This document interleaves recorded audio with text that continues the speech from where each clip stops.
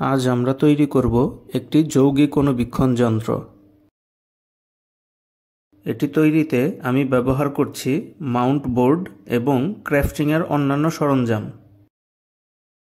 আমাদের নকশা অনুযায়ী যন্ত্রটির প্রতিটি অংশই মাউন্ট বোর্ডটিতে এঁকে নেব।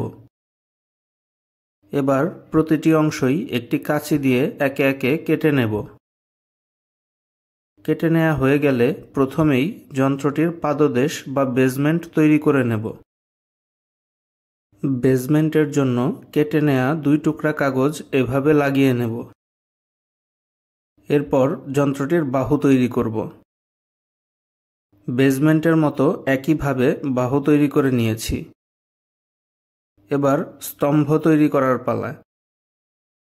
এটি বাহুটিকে পাদদেশের সাথে সংযুক্ত রাখে। পূর্বের ন্যায় স্তম্ভ 2টিও তৈরি করে নিয়েছি। এবার বাহুর ওপরের জন্য একটি অতিরিক্ত কানেক্টর তৈরি করে নেব। সিলিন্ডার আকৃতির একটি দেহনল তৈরি করে নিতে হবে। একইভাবে কিছুটা সরু করে আরও একটি অংশ তৈরি করব। একে বলা হয় টানা নল। এবার বর্গাকৃতির 2 টুকরা কাগজ কেটে নিয়ে যন্ত্রটির মঞ্চ তৈরি করে নিতে হবে। মঞ্চও তৈরি হয়ে গেছে।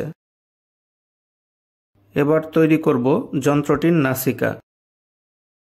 ভিডিওতে দেখানো মতো করে কাগজগুলো জোড়া দিয়ে নাসিকাও তৈরি হয়ে গেছে। এবার 3টি অবজেক্টিভ তৈরি করে নেব। এগুলোও সিলিন্ডার আকৃতির। দেহনলের নিচের অংশে এরকম করে ছোট একটি অংশ লাগিয়ে নেব।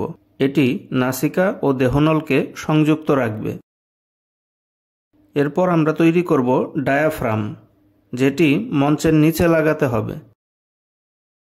ডায়াফ্রামটি তৈরি। এবার যন্ত্রটির সবচেয়ে নিচের অংশ দর্পণ তৈরি করতে হবে। দর্পণটিও তৈরি হয়ে গেছে। এবার 1 টুকরা সরু কাগজ দিয়ে এর ধারক বানাতে হবে। দর্পণটি ধারক সহ তৈরি করে নিয়েছি। এবার 2টি গুরুত্বপূর্ণ স্ক্রু বানিয়ে নেব। এর নাম স্থূল সন্নিবেশক স্ক্রু। একইভাবে আরও 2টি স্ক্রু বানিয়ে নেব। এদের বলা হয় সূক্ষ্ম সন্নিবেশক স্ক্রু। সবশেষে অষ্টভুজাকৃতির 2টি হেলানো স্ক্রু বানিয়ে নেব।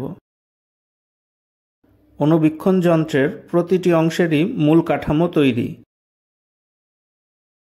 এবার নির্দিষ্ট অংশগুলোতে নকশা অনুযায়ী কালো ফটোপেপার লাগিয়ে নেব। আমাদের যন্ত্রটির প্রতিটি ডিটেইলই প্রস্তুত। এবার এগুলোকে একে একে জোড়া লাগিয়ে নেব। প্রথমেই অভিনেত্র সহ টানা নলটিকে দেহনলের সাথে লাগিয়ে নিয়েছি। এবার দেহনলটিকে যন্ত্রটির বাহুর সাথে লাগিয়ে নিয়েছি। এবার বেজমেন্টের ওপর স্তম্ভ 2টি লাগিয়ে নেব। ডায়াফ্রামটি মঞ্চের সাথে লাগিয়ে নিয়েছি। অবজেক্টিভ 3টিকেও নাসিকার সাথে লাগিয়ে নিতে হবে। সবশেষে স্ক্রুগুলো তৈরি করে নিয়েছি। মঞ্চটিকে বাহুর সাথে লাগিয়ে নিলাম। অবজেক্টিভ সহ নাসিকা দেহনলের সাথে সংযুক্ত করে নিয়েছি। সবার নিচে দর্পণটি লাগিয়ে নেয়ার পর একে একে সূক্ষ্ম এবং এরপর স্থূল সন্নিবেশক স্ক্রু লাগিয়ে নেব। স্তম্ভের ওপর হেলানো স্ক্রু 2টি লাগিয়ে নিলেই আমাদের অণুবীক্ষণ যন্ত্রটি সম্পূর্ণ প্রস্তুত। ভিডিওটি সম্পূর্ণ দেখার জন্য সবাইকে ধন্যবাদ। এরকম আরও ভিডিও দেখতে আমার চ্যানেলটি সাবস্ক্রাইব করুন এবং নতুন ভিডিওর নোটিফিকেশন পেতে পাশে থাকা বেল আইকনটি ক্লিক করুন। ভিডিওটি ভালো লাগলে লাইক, কমেন্ট ও শেয়ার করুন।